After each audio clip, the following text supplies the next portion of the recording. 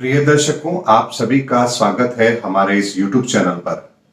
दर्शकों, एक छोटे से प्रयास के तहत आज का ये वीडियो आप सभी के लिए है।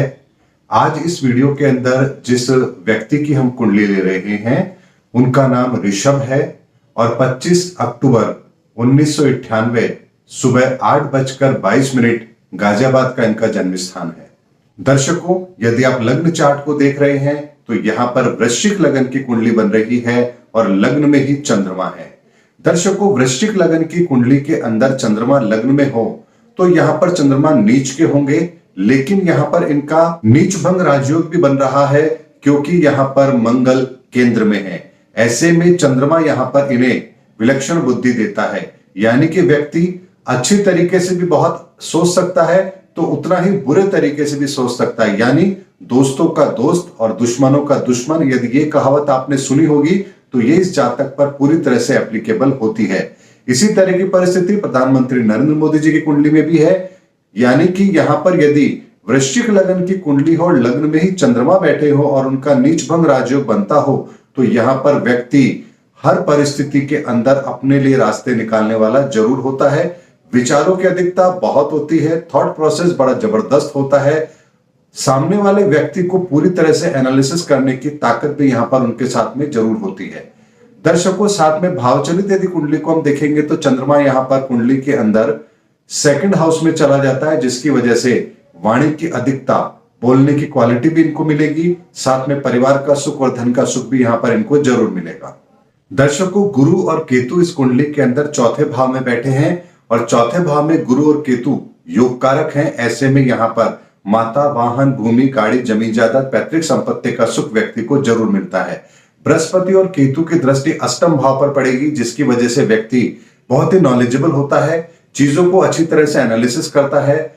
भगवान ने यहां पर इन्हें कोई ना कोई ऐसी गॉड गिफ्टेड टैलेंट जरूर दिया है जो हर किसी में नहीं होता है। व्यक्ति अपने आसपास की हर चीज को बहुत ही बेहतर तरीके से ऑब्जर्व करता है और साथ में यहां पर चीजों को सीखने समझने के अंदर उसकी क्षमता बहुत ही अधिक होती है। माता के लिए भी यह बहुत अच्छे रहेंगे, यानी कि माता के साथ भी संबंध यहां पर व्यक्ति के अच्छे रहते हैं। साथ ही जीवन के अंदर पेरेंटल प्रॉपर्टी का कोई अगर सुख इनको मिलना है तो वो यहां पर आसानी से मिलेगा, उसमें किसी तरह की कोई बाधा इनको नहीं आएगी।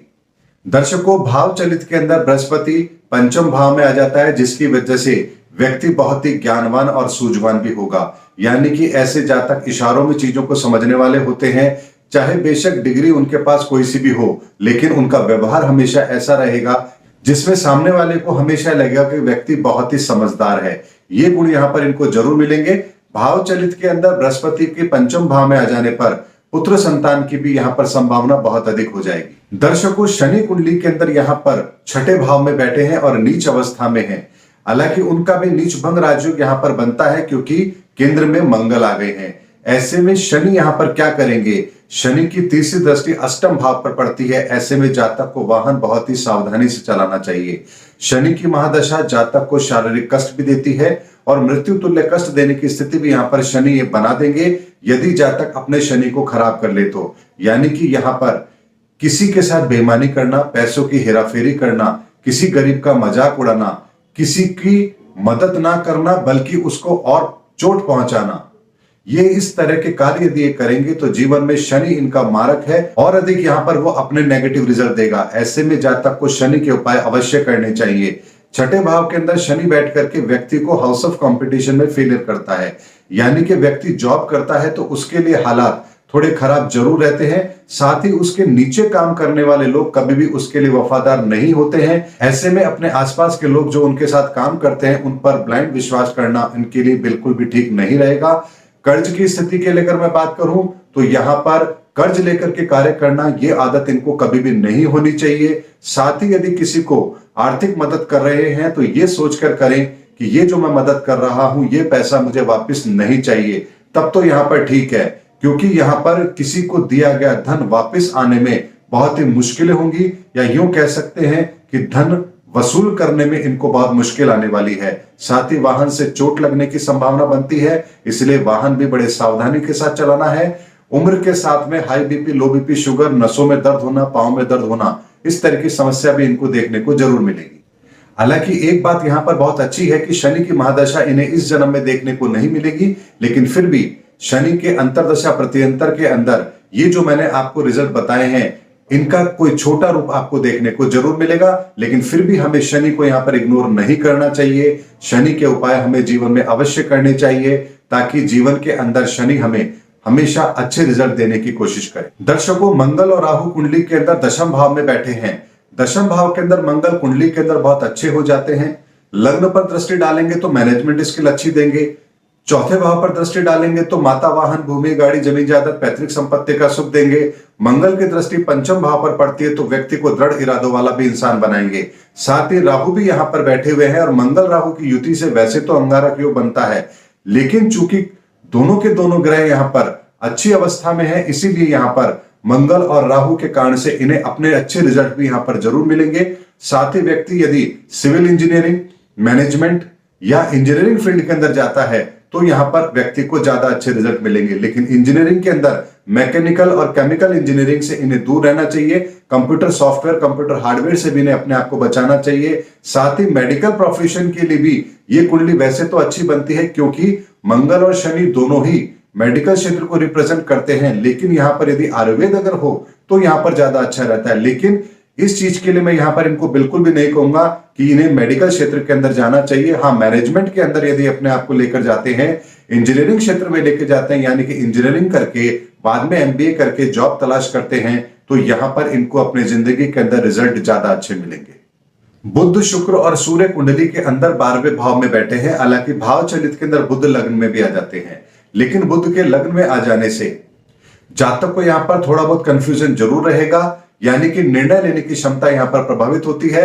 निर्णय लेने में विलंब होता है, व्यक्ति कंफ्यूजन की स्थिति में रहता है कि उसे क्या करना चाहिए। यह बुध के कारण से जरूर होगा। शुक्र भी 12वें स्थान में बैठा हुआ है, ऐसे में महंगी चीजें, लग्जरियस चीजें, ब्रांडेड चीजें, शानो शौकत पर पैसा खर्च करना, यह आदत भी इनकी जरूर रहेगी। साथ ही यहां पर नीच का सूर्य भी बैठा हुआ है 12वें भाव के अंदर, हालांकि उसका भी नीच भंग राजयोग यहां पर बनता है क्योंकि शुक्र यहां पर साथ में है।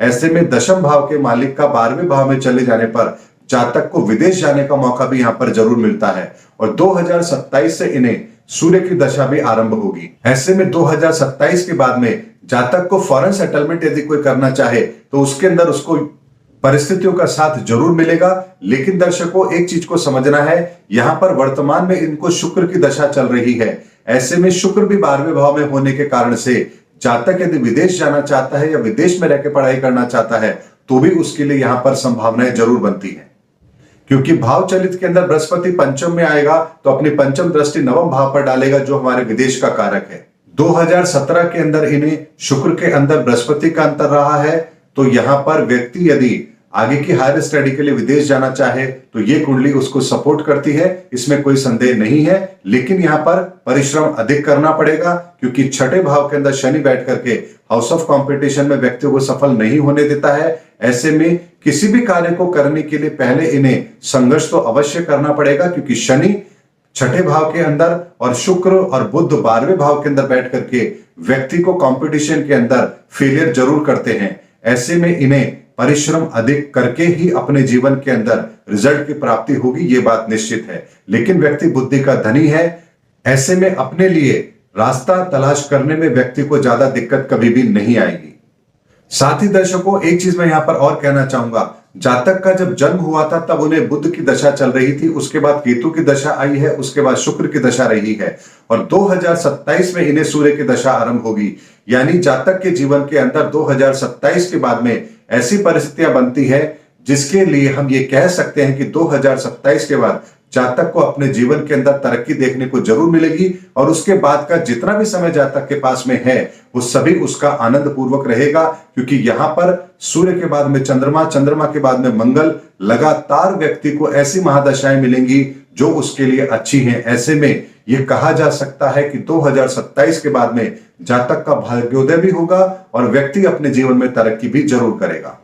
दर्शकों, यदि षड्बल की हम बात करें तो चंद्रमा यहां पर सबसे ज्यादा पावरफुल है। ऐसे में व्यक्ति दिमाग का धनी है, ऐसे में इन्हें अपने कार्य क्षेत्र के अंदर अपने स्किल को भी यहां पर इन्वॉल्व जरूर करना चाहिए, यानी कि ऐसा कोई कार्य जिसमें ये अपनी मेंटल एबिलिटी का भी यूज कर सकें, ऐसा कार्य यदि इनके क्षेत्र से जुड़ा होगा तो यहां पर इन्हें परिणाम और अच्छे मिलेंगे। यानी कि प्लानिंग बहुत अच्छी कर सकते हैं, मैनेजमेंट स्किल बहुत अच्छी रहेगी, और ऐसे में यदि ये दोनों चीज इनके कार्य क्षेत्र से जुड़े तो व्यक्ति को जीवन के अंदर तरक्की अवश्य मिलेगी।